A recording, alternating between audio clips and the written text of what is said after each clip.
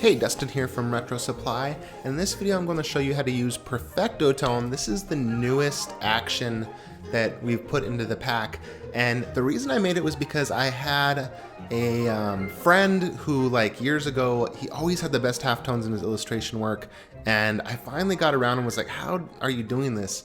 And he showed me this certain technique for doing it, which involves converting things to grayscale and then bitmaps, and then like all the way back to like RGB or CMYK, and making the halftones that way, which is like an extremely legit way to actually make real halftones when you're in Photoshop. So I tried it and I was really impressed with the results.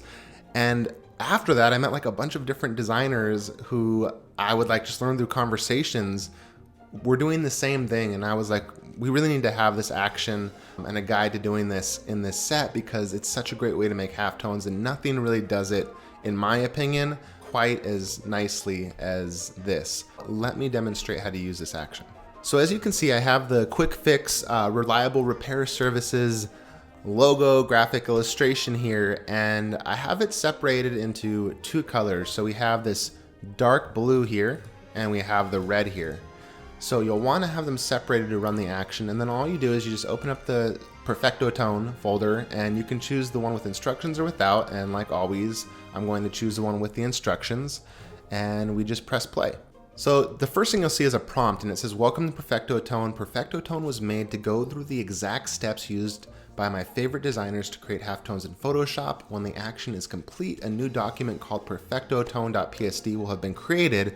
There's no need to keep this. Just close the file and then click Command V or Edit Paste to put your new halftones into your work.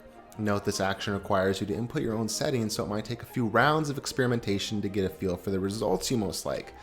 The big thing here is just remember it's creating a new PSD file right next to the one that you're working in.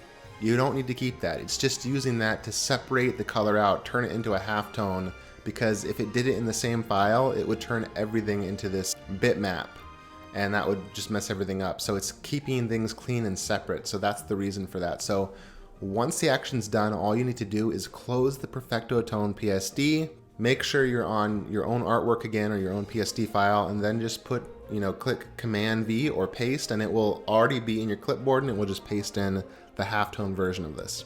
So we press continue here, and it says Perfecto Tone needs to select a grayscale value to determine how densely packed the dots are. On the next pop-up, select color from the drop-down, even if it's already selected. Then in the color palette, select a gray. My favorite settings for the gray value is 65 or greater. Finally, be sure under method you have it set to halftone screen. Let's push continue here, and you'll see what I mean here. So it says color, so you would think you're okay, but you actually need to select color again because that's the only way to prompt the window to open to let you choose a gray. And then you're going to choose a gray by just sliding along the edge here and choosing one.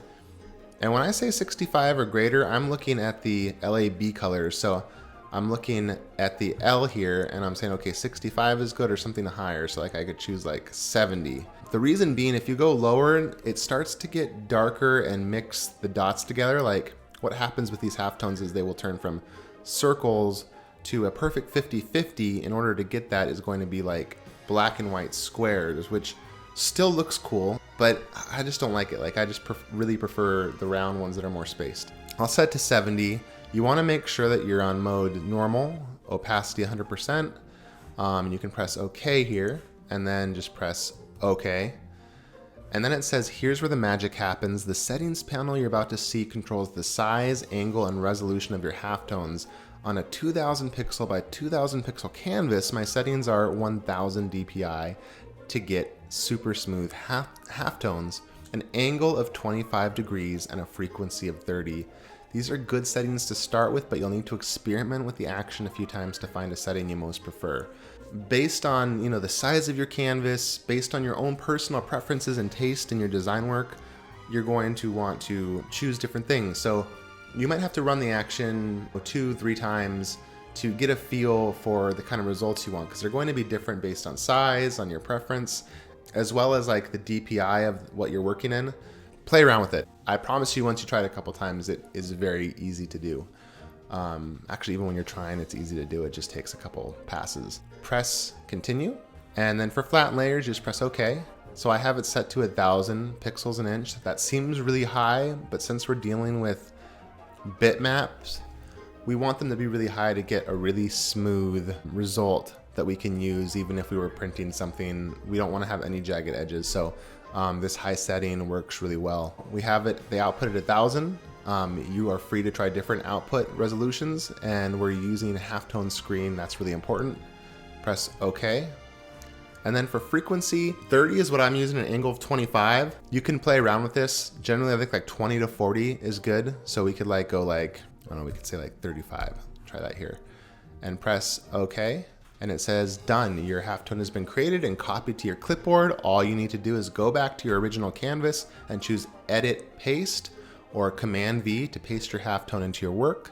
You'll likely need to resize it, edit, transform scale, as it's a super high resolution. Enjoy. So that goes back to that whole 1000 DPI is going to make this really big because it's high resolution. So you press stop, and then literally all we have to do is we can just close this. It's done. So you can say don't save, go back here, and if I just press Command V, here's my halftone and I can resize it. And now we have this really smooth, beautiful, legit halftone. Now, of course, for the color, I wouldn't keep the black. You could, it looks actually pretty cool like this. So you could do this to like do like a shading effect, but I would probably like in a lot of cases turn off this red solid version, and then I would go to my new halftone version and I go to effects, color overlay, and then I would like select a color I wanted. So I could paste in the color of it here, make it a little darker and more saturated if I wanted, press OK. Okay, and there you have it. So now you have a nice halftone on top of this. You can also set it to multiply so you get that nice mix between them.